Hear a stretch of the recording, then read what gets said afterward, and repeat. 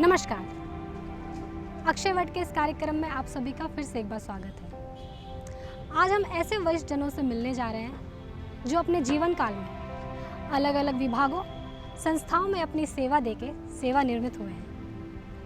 वे आज अपना जीवन अपने परिवार के साथ सुखमय तरीके से व्यतीत कर रहे हैं और अपने स्वास्थ्य को लेकर भी सजग हैं। यह ऐसे वरिष्ठ जन हैं जो अनेक गतिविधियां करके अपने शरीर को स्वस्थ रखते हैं। तो चलिए होते हैं ऐसे वरिष्ठ जनों से रूबरू। समाज में वैसे बहुत से लोग हैं जो विभिन्न तरह के व्यवसाय करने के बाद भी समाज के लिए कुछ करने की चाह रखते हैं, चाहे वह पर्यावरण बचाने की बात हो या पुरानी इमारतें जो हमारे पूर्वजों की धरोहर है। कुछ ऐसे भी लोग हैं जो गरीबों को 2 वक्त की रोटी मिल सके इसके लिए कम पैसे में खाना खिलाते हैं, या फिर अनाथ बच्चों को ऐसे माता पिता जिन्हें संतान सुख नहीं मिला हो उन तक पहुंचा रहे हैं। सभी अलग अलग तरीके से काम कर रहे हैं, पर सबका उद्देश्य एक है, समाज सेवा। मैं रांची शहर में ही पैदा हुआ। उस समय ये अर्सवाइल बिहार हुआ करता था और मैंने अपनी स्कूलिंग की परीक्षा जब सेंट ज़ेवियर स्कूल रांची बन रहा था उस समय मैं 4th में गया था।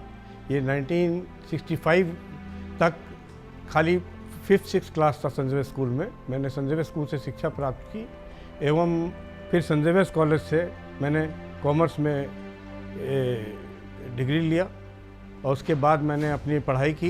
मैंने LLB किया, उसके बाद मैंने PhD किया, post graduate diploma in business management. और रांची शहर से मैं बहुत जुड़ा हुआ हूँ। उस समय का रांची और आज के रांची में टोपोग्राफी, डेमोग्राफी में बहुत फ़र्क है।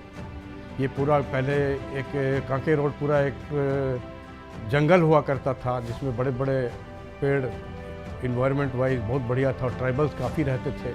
हमारे जहाँ मैं रहता हूँ उसके पीछे में टिकली टोला है, वहाँ पे बहुत उमच के खेती हुआ करती थी। मैंने खेती का था। आज के दिन जैसे सीमेंट कंक्रीट का जंगल बन रहा है, it is very surprising that the entire environment, the trees etcetera are being cut, it is becoming a cement and concrete jungle. तो उस समय का रांची और आज के रांची में बहुत फ़र्क है। उस समय बोलते थे कि हिल स्टेशन है ये, बिहार का समर कैपिटल हुआ करता था। खतराटू घाटी में भी जैसे आज के दिन में तो रोड बन गया, बहुत बढ़िया सीनिक व्यू हो गया, ये हो गया है। उस समय वो घना जंगल हुआ करता था जो कि हमारे हिसाब से ज़्यादा जोग्राफिकल पॉइंट ऑफ व्यू से, इन्वायरमेंट पॉइंट ऑफ व्यू से ज़्यादा बेटर हुआ करता था रांची, पुराना रांची। पॉपुलेशन भी बहुत बढ़ गया। रांची उस समय बहुत कम पॉपुलेशन था, about 2.5 लाख 3 लाख आदमी रहते थे। आज के दिन में हम सोचते हैं कि करीब 24 लाख आदमी हो गए हैं अर्सवाइल न्यू झारखंड में। आज हम आधुनिकता की अंधी दौड़ के बीच साल में एक दिन पृथ्वी के बारे में सोचें। धरती को प्रदूषण से बचाने के लिए संकल्प लें। यह काफ़ी नहीं होगा। आधुनिकता की इस अंधी दौड़ में भागते हुए हम उस जगह पर आकर खड़े हो सकते हैं जहां पर हमारे पास खरीदने के लिए पैसा तो है, पर हम शायद यह भूल गए हैं कि इस पृथ्वी ने जो हमें दिया है उसे पैसों से नहीं खरीदा जा सकता। इसलिए हमारी आने वाली पीढ़ी के भविष्य के लिए कंक्रीट के जंगल नहीं बल्कि जल, जंगल और ज़मीन को सहेजना होगा। मेरे दादाजी एक कोल माइनिंग इंडस्ट्री में थे। वो जो बाहर से आए हुए थे, वो कलकत्ता से आए, हम लोग इलाहाबाद के रहने वाले थे। 1918 में हम लोग रांची पहुँचे और उन्होंने कोयले का काम शुरू किया। उस समय रांची का पॉपुलेशन 1.5 लाख से ज़्यादा नहीं था और उस समय भी रांची क्लब हुआ करता था और उसमें करीब 50 गो मेंबर थे। आज जैसा 2-2.5 हज़ार मेंबर नहीं थे। उनके साथ मैं दादाजी को तो देख नहीं पाया हूँ, मैं दादी के साथ मेरी काफ़ी याद जुड़ी हुई है। मेरी दादी थी और हम लोग सब यहाँ पे आज जैसा माने कमर्शियल टाइप नहीं था। हम लोग सब लगता था कि कोई बढ़िया जंगल में रह रहे हैं। रांची इसको झारखंड नाम दिया गया है और ये एक अजब टाइप का माहौल था। माने वो माहौल हमको लगता है अब हम लोग नहीं देख पाएंगे कभी, क्योंकि ये सीमेंट कंक्रीट का जंगल हो गया है। लेकिन अच्छा, फिर यहाँ पे जनजातीय से इतना आत्मीयता था हमारी दादी का। जैसे गांव में गए हैं, उधर गए हैं, उन लोग घर में आ रहे हैं। ये आदिवासी हमारे पीछे वाला टिकली टोला गांव में ज़्यादातर मुंडा ट्राइब है और इन लोग इसमें इतना आत्मीयता था, इतने सिंपल आदमी थे, आज भी हैं। लेकिन वो रांची की आप कल्पना नहीं कर सकते हैं जो कि वो पहले था और आज में ज़मीन आसमान का फ़र्क है। काफ़ी समय बदल गया है। एक सभ्य समाज का निर्माण उस देश के शिक्षित नागरिकों द्वारा ही होता है और महिला इस कड़ी का एक अहम हिस्सा होती है। परिवार की छोटी से छोटी इकाइयों से मिलकर समाज का निर्माण होता है और परिवार की मुख्य बिंदु नारी होती है। यदि महिला शिक्षित होती है तो परिवार शिक्षित होता है, और जब एक परिवार शिक्षित होता है तो पूरा राष्ट्र शिक्षित होने की ओर अग्रसर होता है। यही कारण है कि श्री नीरज गर्ग जी का पूरा परिवार शिक्षित है, क्योंकि उनकी पत्नी शिक्षित हैं। मेरा बचपन पटना में बीता। Saint Joseph's convent high school से मैंने अपना एजुकेशन पूरा किया, स्कूलिंग। उसके बाद पटना वुमेंस कॉलेज से ग्रेजुएशन, पटना यूनिवर्सिटी से MA, then I did PhD. और चूँकि मेरे फादर भी एजुकेशन लाइन में थे, इसलिए बचपन से हम लोग में अध्ययन के प्रति बहुत ज़्यादा इंटरेस्ट था। और फिर अपने पापा के साथ हम लोग पूरा विश्व दर्शन का मौका मिला, तो हम लोग ने बहुत सारे कंट्रीज़ कवर किए, जैसे यूएसए, यूरोप, फ्रांस, स्विट्ज़रलैंड। तो बचपन में ही सब कुछ देखने का मौका मिला। फिर 86 में मेरी शादी हुई, तब हम लोग रांची रहे। उसके बाद 9 साल पुणे में थे। दोनों बच्चों का एजुकेशन बहुत अच्छे से हुआ। लड़की ने XISS से HR में MBA किया, बेटे ने BIT मेसरा से कंप्यूटर इंजीनियरिंग किया, फिर IIM कोझिकोड से उसने MBA किया। अभी दोनों बच्चे बेंगलोर में सेटल्ड हैं और हम लोग यहाँ पे रांची में हैं। यहाँ सोशल सर्विस में भी बहुत ज़्यादा इंटरेस्ट है, एजुकेशन लाइन में इंटरेस्ट है, तो हम लोग अपना समय इसी में व्यतीत करते हैं। महंगाई की इस युग में सुखी जीवन जीने के लिए छोटे परिवार की आवश्यकता होती है। छोटे परिवार का मुखिया अपनी पत्नी और बच्चों का अधिक अच्छी तरह से ख्याल रख सकता है। परिवार की प्रत्येक सदस्य का पालन पोषण, शिक्षा आदि अच्छे से कर सकता है। एक दूसरे की भावनाओं को समझकर समझा सकते हैं। बच्चों को अच्छी शिक्षा देकर उनके उज्जवल भविष्य बना सकते हैं। और इसी का जीता जागता उदाहरण है श्री नीरज जी। हमारे एक बड़ी लड़की है, उसकी शादी हो गई है, वो बेंगलोर में रहती है, और उनके हस्बैंड भी ITN है, वहाँ पे सर्विस करते हैं। और मेरी बेटी भी काफ़ी पढ़ाई की, क्योंकि हम लोग लड़की लड़के दोनों को हमने काफ़ी पढ़ाया है। और लड़का भी हमारा इंजीनियर है, और फिर उसने MBA किया हुआ है, वो बेंगलोर में सर्विस कर रहा है। तो हमारे दोनों बच्चे समझ लीजिए रांची से बाहरी हैं, वहीं रहना है बेंगलोर में। हम और हमारी वाइफ हम लोग यहाँ पे रहते हैं। जीवन का अनुभव में जैसे आज के दिन में आप देख रहे हैं कि तीसरा महायुद्ध का तैयारी हो रहा है, न्यूज़ सुनते हैं, ये सुनते हैं, तो हमको मैंने ये कहते लग रहा है कि कभी कभी लगता है कि जैसे कि पहला महायुद्ध हमारे दादाजी ने देखा, दूसरा महायुद्ध हमारे पिताजी ने देखा। हमको लगता है कि हम लोग भी तीसरा महायुद्ध देखेंगे, भयावह नहीं हो, भगवान करे। जैसे लड़ाई चल रहा है, जो वक्त जा रहा है, तो वही है। और अपना अनुभव तो बहुत ही बढ़िया रहा, माने कोई रिग्रेट्स नहीं है ज़िंदगी में। अपना काम किया, जो मिला उसमें भी खुश, नहीं मिला उसमें भी खुश। इस टाइप से ज़िंदगी चलती रही। मनुष्य में संग्रह करने का शौक आदिकाल से चला आ रहा है। लड़ाई में लुटी हुई चीज़, हिरण के सींग, टिकट आदि। लेकिन आधुनिकता की दौड़ में लोग इतने थक जाते हैं कि इन बातों के लिए समय नहीं रहता।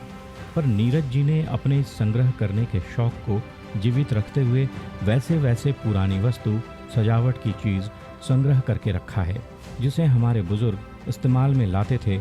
और समय के साथ नई चीज़ आती रही और पुरानी चीज़ लुप्त होती गई, चाहे वह पुरानी सजावट की चीज़ हो, बर्तन हो, ग्रामोफोन हो या फिर फर्नीचर हो। ये देखिए क्या होता है, विरासत और एंटीक और विंटेज बोलते हैं। तो एंटीक्विटी जो होता है वो होता है 100 साल से पुराना चीज़ को आप सामान को नहीं बेच सकते। वो हमारे हिंदुस्तान के बाहर भी जा रहा है, बहुत जा रहा है।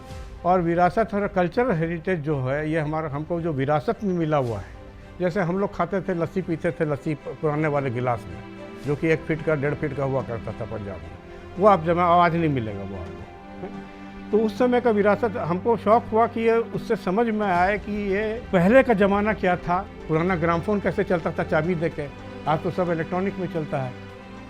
पुराने टॉयज़ जो थे, सबको मैंने सहेज के जमा करके रखा कि वो भी दिन था ऐसा, जबकि हमारे पास ये सब कुछ नहीं था, मैंने आज का मॉडर्न सामान। और एक चीज़ मैं और कहना चाहूँगा, समय कोई नहीं बदला है, खाली सामान बदला है। तो सामान जो बदला है उसी से हमारा ज़िंदगी बदला है, उसी से हुआ, वही सामान है। अब देख लीजिए, सामान खाली बदला, आदमी इंसान सब वही है, सामान बदले। अब झोपड़ी के बदले में सीमेंट कंक्रीट का जंगल बनने लगा। पहले जैसे सेकेंड वर्ल्ड वॉर में फर्स्ट टाइम सबमरीन निकला, प्लेन चलने लगा, इस बार अभी ड्रोन आ गया। तो जैसे जैसे हम प्रगति कर रहे हैं, माने हमारा सामान बदल रहा है, इंसान वही है, इंसान वही है, खाली सामान बदल रहा है। तो वो सब मैं सहेज के रखता हूँ कि उस ज़माने में ऐसा बनता था, ये सामान था, पुरानी चीज़ें, उस समय ऐसे चलता था, उस समय का स्टैम्प ये होता था, उस समय का कॉइन ये होता था, उस समय का रेडियो था, छोटा छोटा रेडियो बनता था, HMV का इतना बड़ा रेडियो आता था, रिकॉर्ड प्लेयर चलता था, फिर VCR आया, VCP आया है, अब आपके पास मोबाइल आ गया। पुराना फ़ोन आप देख लीजिए, मेरे पास पुराना फ़ोन का भी कलेक्शन है, उस ज़माने का जो कचकड़े का आता था, वो कहाँ मिलेगा, और सब लोग फेंक देते हैं इसको। पुराना कैमरा, क्लिक 3 कैमरा, ये सब आप कहाँ मिलेगा। 50 रुपये में कैमरा आता था, कितना मेहनत होता था उसको क्लिक कर करके देखने में। लेकिन वो सब सामान को आप रखिए, ये सब म्यूज़ियम का चीज़ है कि आदमी जाके अपना कल्चर, अपनी पुरानी सामान से अपने ज़िंदगी को याद कर सके और समझ सके कि वो भी समय था और ये भी समय है। तो हिस्ट्री इज़ वेरी इंपॉर्टेंट। आज के समय में पर्यावरण प्रदूषण तेजी से बढ़ रहा है।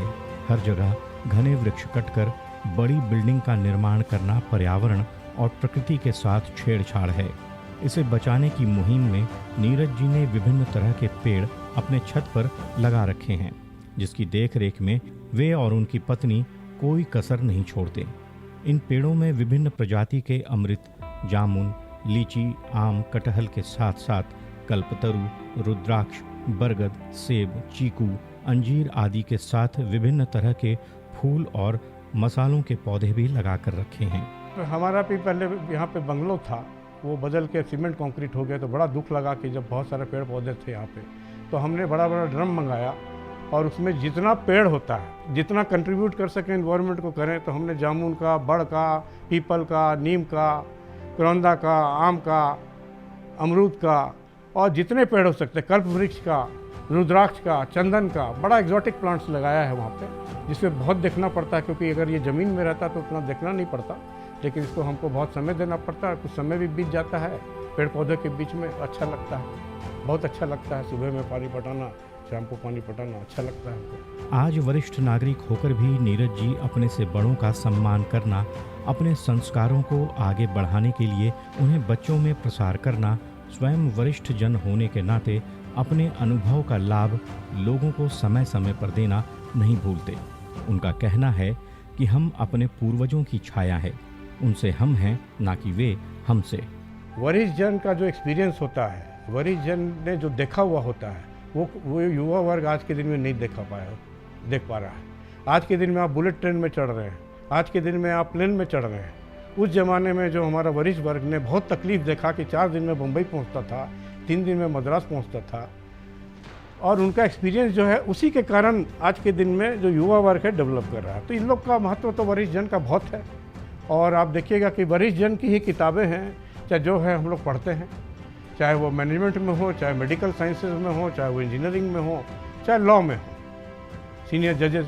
तो इनका सम्मान तो बहुत ज़रूरी है, और उनके बिना माने दुनिया ही असंभव है, कल्पना ही असंभव है। देखिए, देयर इज़ नो शॉर्टकट, ज़िंदगी में शॉर्टकट का रास्ता नहीं है। और आज के दिन में माने स्पेशलिटी का ज़माना है, या स्पेशलाइजेशन का, तो यही दूंगा कि एक कहावत याद आता है, उद्वेदी ना सिद्ध्यंति कार्याणि ना मनोरथय, ना ही सुप्तस्य सिंहस्य मुखे मृगा। इसका मतलब क्या है, मेहनत से बड़ा कोई चीज़ नहीं है। जितना मेहनत करेगा, जो कि आज के दिन में युवा पीढ़ी भाग रहे हैं, वो लोग चाहते हैं कि फोकस हट रहा है। माने कि आप समझ लीजिए कि शेर भी जो बैठा रहता है, उसके मुख में अपने आप हिरन नहीं चले जाता, उसको कितना मेहनत करना पड़ता है। हिरन के पीछे मीलों मील दूर दूर चलना पड़ता, तब उसके मुख में हिरन मिलता है। विभिन्न संस्थाओं से जुड़कर नीरज जी समाज सेवा में लगे रहते हैं। पर्यावरण के संरक्षण के प्रति सजग होने के साथ साथ दूसरों को भी सजग करते रहते हैं।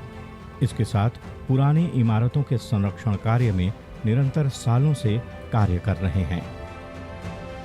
मैं यहाँ पे इंटैक्ट से जुड़ा हुआ हूँ, Indian national trust for cultural heritage. इसमें मैं विरासत का काफ़ी काम करता हूँ। मैंने यहाँ पे 2-3 बिल्डिंग जो है उसको मैंने बचाया है, जैसे कि यहाँ पे लक्ष्मी निवास है, ये कृषि भवन को कोई लोग तोड़ रहे थे, आज के दिन में वो एक तो बिल्डिंग है पुरानी। ऐसे ऐसे करके विरासत को हम बचाने का काम करते हैं इंटैक के through, Indian national trust for cultural heritage. मैं SPTN से भी काफ़ी जुड़ा हुआ हूँ, टैगोर हिल का संरक्षण में मेरा society for prevention of tribal culture and natural beauty से भी जुड़ा हुआ हूँ। मैं झारखंड सद्भावना मंच से भी जुड़ा हुआ हूँ, जहाँ पे हम लोग काम करते हैं कम्युनल हार्मोनी का, जो कि जैसे कि आज के दिन में हेट्रेड फैलाया जा रहा है, कर रहा है, तो हम लोग चाहते हैं कि हम लोग कम्युनल हार्मोनी करें। और मैं अग्रवाल सभा से भी जुड़ा हुआ हूँ, अग्रसेन हितकारणी से भी जुड़ा हुआ हूँ, और alumni association Doranda Sanjeev school और कॉलेज से भी मिला हुआ हूँ। ऐसे ऐसे बहुत सारी सोशल कॉन्शियस फाउंडेशन से जुड़ा हुआ हूँ। मैं चाहता हूँ कि अपने इस because I am also senior citizen, जितना कंट्रीब्यूट कर सकें सोसाइटी की ओर वो मैं कंट्रीब्यूट करके करूँ, और जितना भला हो सके वो करते रहें। आज के युवा वर्ग के बारे में नीरज जी का मानना है कि वह मेहनती होने के साथ साथ रचनात्मक भी हैं। बस सिर्फ सही दिशा में चलने की, अपने बुजुर्गों के सम्मान करने की सोच के साथ वह बढ़े तो अपनी मंजिल पा सकते हैं। देखिए, आजकल का जो युवा है बहुत बढ़िया है, हम पॉजिटिव बताएंगे आपको जैसे मैंने पहले बताया था कि खाली सामान बदला है, इंसान बहुत इंटेलिजेंट हो गया है। अभी हम लोग रहते भी हैं, अभी stay in digital world, computer world, artificial intelligence का ज़माना है, सब गूगल बाबा से आपको सब निकल जाता है। लेकिन इसमें जैसे कि बहुत सारा कुरीति आ रहा है, जैसे कि आज के दिन में आप ड्रग मीनेस देखिएगा, ड्रग मीनेस इतना कॉमन हो गया जो कि हमारे टाइम में नहीं था। आज के दिन में इतना narcotics and wine dine culture, ये जो कल्चर बढ़ रहा है, तो हम लोग अध्यात्म से दूर जा रहे हैं। और जहाँ तक रिलीजन का सवाल है, वो भी बहुत स्पिरिचुअलिटी और अध्यात्म और धर्म, तो हम लोग धर्म की तरफ जा रहे हैं बिना धर्म को समझे हुए। हमें जबकि जाना चाहिए अध्यात्म की ओर, जो कि आज के दिन में बड़ा इस संदर्भ में बहुत प्रैक्टिकल है कि हम लोग अध्यात्म की ओर बढ़े। तो युवा वर्ग, ऐसा भी नहीं बोलूँगा लोग नहीं जा रहे हैं, काफ़ी युवा वर्ग अध्यात्म की ओर भी जा रहा है और फोकस भी होते जा रहा है। जब हम हमारे नागरिक अधिकार की बात करते हैं तो शिक्षा के साथ सबको खाना मिल सके उस अधिकार की भी बात करते हैं। भारत में गरीबी के कारण ऐसे बहुत से लोग हैं जो 2 वक्त के खाने से भी वंचित रह जाते हैं। ऐसे लोग खाना खा सके, इसलिए श्री शत्रुघ्न लाल गुप्ता जी ने सस्ते दर पर लोगों को खाना उपलब्ध कराया है, जिसमें रोटी, सब्जी, खिचड़ी दिया जाता है और इस बात का ख्याल रखा जाता है कि खाना स्वच्छ हो, इसलिए स्वच्छता का ध्यान भी पूरी तरह से रखा जाता है। एक बार मैं सुधांशु महाराज जी को लेके आया था, मेरे पास ही ठहरे थे, तो उन्होंने ये कहा, भाई कोई गुप्ता जी ठोस काम करिए सेवा का। तब ग्रोवर साहब यहाँ एक संत थे DAV के, जिन्होंने 200 स्कूल खोले हैं, वो थे। तो उन्होंने ये प्रेरणा दी कि भी दोनों आदमियों ने कि आप ऐसा कर सकते हैं। हमारा ये रिम्स में इमरजेंसी गेट के सामने हनुमान मंदिर है, और वहाँ सामने एक हम ठेला में सर्विस शुरू करते हैं सुबह 9:15 बजे से रात में 7:30 बजे तक। लगातार 7-8 आदमी रख रखे हैं, गरम गरम खिचड़ी, गरम गरम रोटियां बनती रहती हैं, आती रहती हैं, लोगों को खिलाते रहते हैं, सिर्फ 10 रुपये में। ये 14 साल पूरे हो गए हैं, 15वां साल चालू है, 24 अप्रैल को हुआ था पूरा साल। और हम कम से कम भी वहाँ 600, 700, 800 आदमियों को खाना खिलाते हैं, और उसी के साथ 500, 600, 700 रोटी गौशाला में जाती है गौओं के लिए, कभी 500, कभी 600, कभी 700। और ये हम लोग बस ऐसे ही काम नहीं रहा कि भी रिटायर होकर के कुछ करना है, तो हम लोग ये शुरू कर दिए, एक वृद्धाश्रम, एक ये, और कुछ झारखंड में दूर इलाकों में DAV स्कूल खुलवाए हैं, ख़ास तौर से गोविंदपुर में। एकदम नक्सल एरिया था, जब हम बिल्डिंग बना रहे थे तो बहुत हमें डिस्टर्बेंस हुआ, लेकिन जब हमने बताया ऐसा काम कर रहे हैं तो सब ने हमें सहायता दी, और इन सब कामों में भी हमें सहायता मिलती है रांची समाज से। सेवा करना मनुष्य की जन्मजात प्रवृत्ति है। हम दूसरों के लिए कुछ अच्छा करके उनके चेहरे पर मुस्कान लाकर अपने दिल में सुकून महसूस करते हैं। शायद ही कोई इंसान होगा जो अपने आसपास के लोगों को खुश न देखना चाहता हो, लेकिन हम अपने दायरों परिवार में ही व्यस्त हो जाते हैं और उसी में पूरी जिंदगी फंसकर रह जाते हैं। पर इसके विपरीत श्रीमती सुशीला गुप्ता जी ने अपने बुजुर्गों की विरासत में समाज सेवा की भावना पाकर सामाजिक कार्य निरंतर वर्षों से कर रही हैं। मेरे पिताजी पक्के आर्य समाजी थे, हरियाणा में रहते थे। उन्होंने बहुत से सैकड़ों विधवा शादी करवाई होंगी। सबसे पहले अपने बेटे की विधवा लड़की से शादी करवाई और घर में ऐसा माहौल था कि मेरे पिताजी समाज सेवी थे। जगह जगह उन्होंने स्कूल खोले, पार्क बना उनके नाम से, और गांव में वे सरपंच रहे। वहाँ पर भी सेवा का काम, जैसे तालाब बनवाना, कुएं बनवाना करते थे। घर में हवन होते थे और हम लोगों को यही शिक्षा दी जाती थी कि समाज का काम भी करना चाहिए घर के साथ साथ। और जैसी उनकी इच्छा थी लड़कियों को पढ़ाना, तब सब बहनों को पढ़ाया और शिक्षा बैठा करके शिक्षा देते थे। तो वही शायद हमारे में संस्कार रहे होंगे कि शादी के बाद कुछ दिन तो घर गृहस्थी में लगे रहे, कुछ नहीं हो पाया। लेकिन जब बच्चे शादी कर दी, सब अपने अपने पैरों पर खड़े हो गए सब, तो फिर खाली हो गए। खाली होने से फिर मन में आया कि कुछ करना चाहिए। पहले एक बार हमने खूंटी साइड से ला करके बच्चे भी रखे थे, 8-10 बच्चे, गरीब बच्चे। उनको हमने DAV बरियातू स्कूल में पढ़ाया और जब वो 12वीं क्लास पास कर गए तो फिर उनको भेज दिया। किसी को रोज़गार मिल गया, किसी ने अपना काम कर लिया। उसके बाद में फिर ये वृद्धाश्रम की स्थापना की, धीरे धीरे बढ़ते गए वो करी।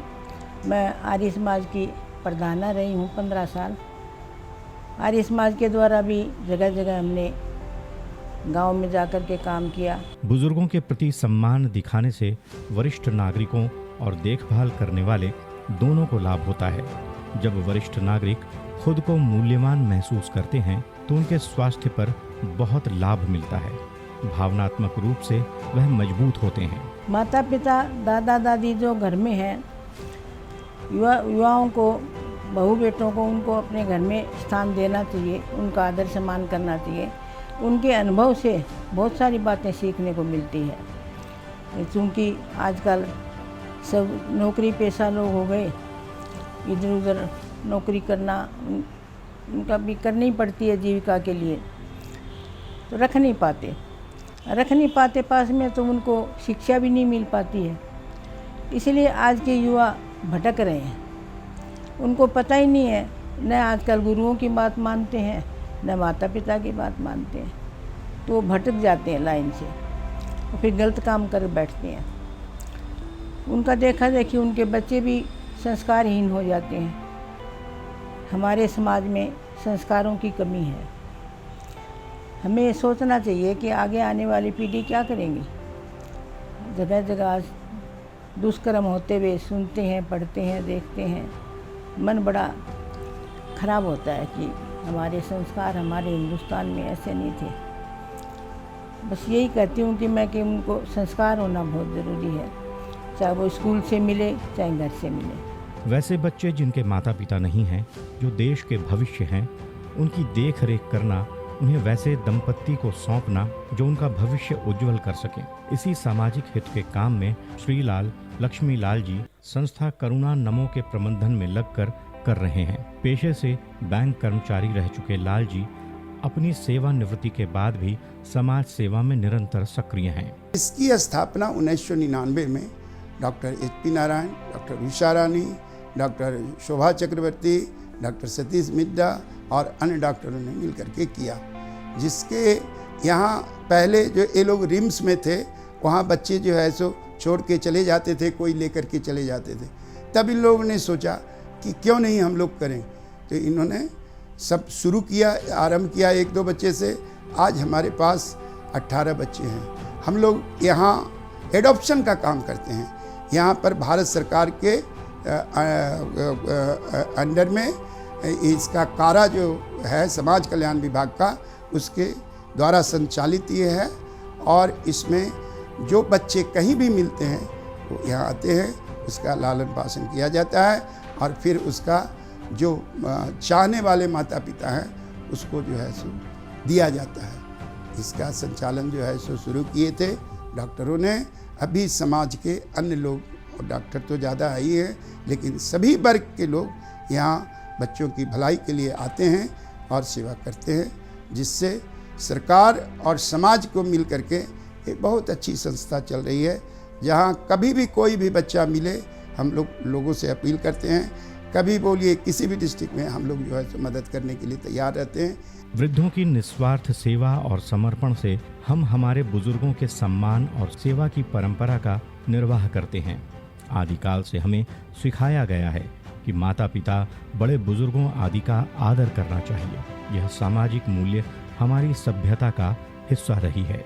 देखिए, युवाओं को बुजुर्ग के लिए स्नेह रखना चाहिए, उनका आदर करना चाहिए, चाहे वो घर के माता पिता हों या बाहर के पड़ोसी के लोग हों। उनको यदि आपके पड़ोस में भी हैं तो उनको आप सपोर्ट कीजिए। उनको कोई ज़रूरत है, वो नहीं चल सकते, उनको मदद कीजिए। युवा को हमेशा अपनी, कल आप भी बुजुर्ग होइएगा, इसलिए आज आप मदद कीजिए। और माता पिता के सेवा से बढ़ कर के दुनिया में कुछ नहीं है। तो लेकिन है, आज का युग में युवा जो है सो बहुत डिफरेंट जगह पर दूर दूर में काम कर रहे हैं। तो अपने आसपास भी आप 1 घंटा बुजुर्गों के लिए समय दें, तो आपको स्नेह भी मिलेगा, आशीर्वाद भी मिलेगा और आपका संस्कार भी मिलेगा। जो युवा हैं, एक न एक दिन वह भी बुजुर्ग होंगे। हम अपने बच्चों को जो संस्कार देंगे वही वह सीखेंगे। इसलिए हमें बुजुर्गों का सम्मान, उनके अनुभव का लाभ हमेशा लेना चाहिए। अक्षय वट के इस अंक में बस इतना ही। हम मिलेंगे फिर ऐसे ही वरिष्ठ जनों से और होंगे उनके जीवन से रूबरू। तब तक के लिए नमस्कार।